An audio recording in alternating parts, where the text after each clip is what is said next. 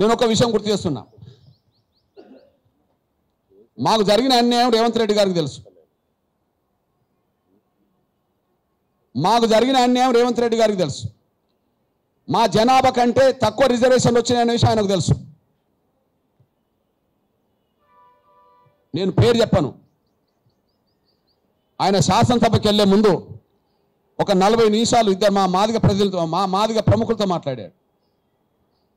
ఆయన శాసనసభకి వెళ్ళే ముందు నేను పేరు చెప్పాను. ఓకే, ఆయన శాసనసభకి వెళ్ళే ముందు ఒకరికి ఫోన్లో ఒకరిని దగ్గర పెట్టుకొని ఒకరితో ఫోన్లో 40 నిమిషాలు మాట్లాడాడు. ఆయన చెప్పిన విషయం ఏంటంటే, మీ జనాభాకు తగ్గ అవకాశాలు కొంత రావట్లేదు, కొంత తగ్గిపోతున్నమాట వాస్తవమే, కొద్దిగా మీరు సర్దుబాటు చేసుకోండి అని అన్నాను.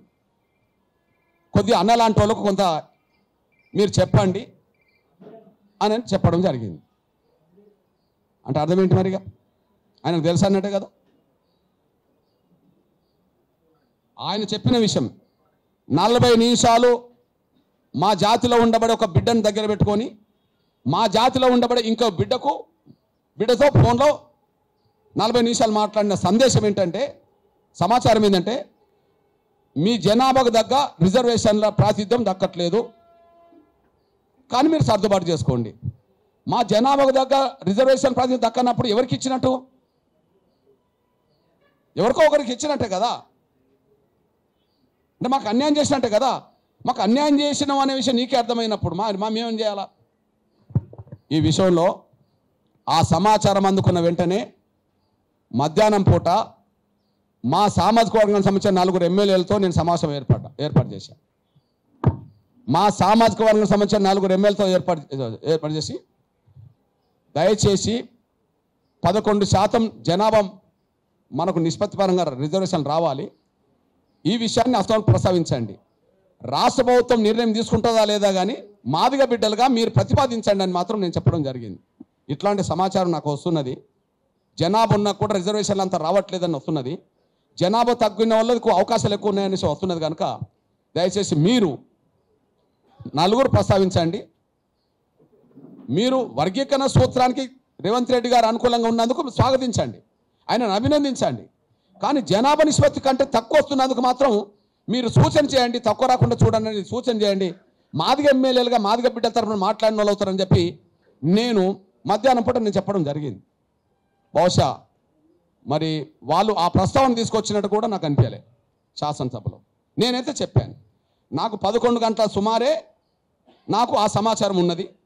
నేను 1 గంట 2 గంటల మధ్యలో మా ఎమ్మెల్యేలు కూర్చున్నబెట్టి 4 మాట్లాడడం జరిగింది.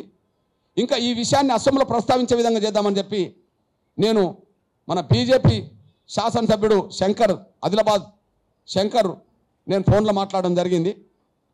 తను ప్రస్తావించే సమయానికి స్పీకర్ టైం ఇవ్వలేదు. తను ఈ విషయాన్ని 11% రావాల్సిన మాదిగలకు 9% రావడం కరెక్ట్ కాదనే ప్రస్తావన వచ్చే సమయానికి ఆయనను కట్ చేయడం జరిగింది. నేను బీఆర్ఎస్ నేతలతో మాట్లాడదాం అనుకున్నా, వాళ్ళు కాంటాక్ట్లోకి రాలే. కానీ మా సోదరుడు ఎర్రోల శ్రీనివాస్కు చెప్పాను, దయచేసి మన నిష్పత్తి కంటే తక్కువ రిజర్వేషన్లు వస్తున్నట్టుగా కనిపిస్తున్నది, దాన్ని మీరు వెంటనే పరిగణలోకి తీసుకొని కేటీఆర్ గారికో అక్కడ శాసనసభలో బీఆర్ఎస్ గారు చెప్పానని చెప్తే, అన్న వాళ్ళు లోపల ఉన్నారు, నేను బయట ఉన్నాను చెప్పడం జరిగింది. కారణాలు ఏమైనా ఇది రేవంత్ రెడ్డి గారికి ముందే తెలుసు, మా నిష్పత్తి కంటే తక్కువ వస్తుందనే విషయం ముందే తెలుసు. ఆ ముందే తెలుసు కాబట్టినే తన దగ్గర ఒక మాదిగ ప్రముఖుని పెట్టుకొని ఇంకో మాదిగ ప్రముఖుడితో 40 నిమిషాలు మాట్లాడిండు. కాబట్టి స్పష్టంగా అర్థమవుతుంది, ఉద్దేశపూర్వకంగానే మా వాటా మాకు దక్కకుండా పోయింది అని. ఈ నేపథ్యంలోనే మేము గుర్తు చేస్తున్నాం. మించిపోయింది ఏం లేదు, లోపాలుంటే సరి చేసుకోండి. మించిపోయింది ఏం లేదు, లోపాలుంటే సరి చేసుకోండి. ఇప్పుడు మీకు నచ్చని విషయాలు రిజెక్ట్ చేసిండ్రా లేదా? షమీమ్ అఖ్తర్ గారు ఖచ్చితంగా క్రిమిలేయర్ ఉండాలని చెప్పి సూచన చేశాడు. ఆ సూచనను మేము ప్రభుత్వం తిరస్కరిస్తుందని చెప్పిండ్రా లేదా? మరి మొదటి గ్రూపులో అత్యంత వెనుకబడ్డ గ్రూపులో అత్యంత అభివృద్ధి చెందిన 2-3 కులాలను ఎట్లా చేస్తారు? మా జనాభా కంటే తక్కువ మాకు ఎట్లిస్తారు? 1,10,000 ఉన్న కులానికి 1% ఇవ్వడానికి కొంత కసరత్తు చేసినప్పుడు 1,33,000 ఉన్న ఒక కులానికి సపరేట్ ఇవ్వడానికి ఎందుకు కసరత్తు చేయలేకుండా పోయినరు?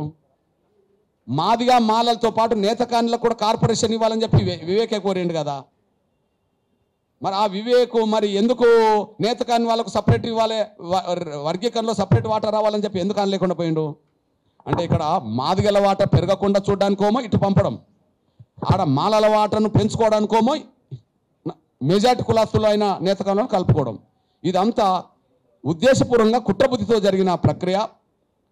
ఇది నాకు తెలిసి కమిషన్ నివేదిక తయారు చేసేటప్పుడే ఇవంతా కసరత్తు జరిగినట్టుగా కనిపిస్తున్నది.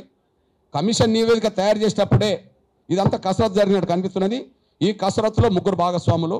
నంబర్ 1 వివేక్, వాళ్ళ ప్రయోజనాలకు పెద్ద పెట్టేసుకోవడానికి, మాదిగల ప్రయోజనాలను దెబ్బతీయడానికి, ఇతర కులాల ప్రయోజనాలు దెబ్బతీయడానికి, నేతకాని ప్రయోజనాలు దెబ్బతీయడానికి, అందరి ప్రయోజనాలు దెబ్బతీయడానికి ఒక కుట్ర. దీనికి మౌనమునిగా పాత్ర పోషించింది దామోదర్ రాజనరసింహ. మౌనమునిగా పాత్ర పోషించింది తెలుసు ఆయనకు, ఆ పాత్ర పోషించింది దామోదర్ నరసింహ.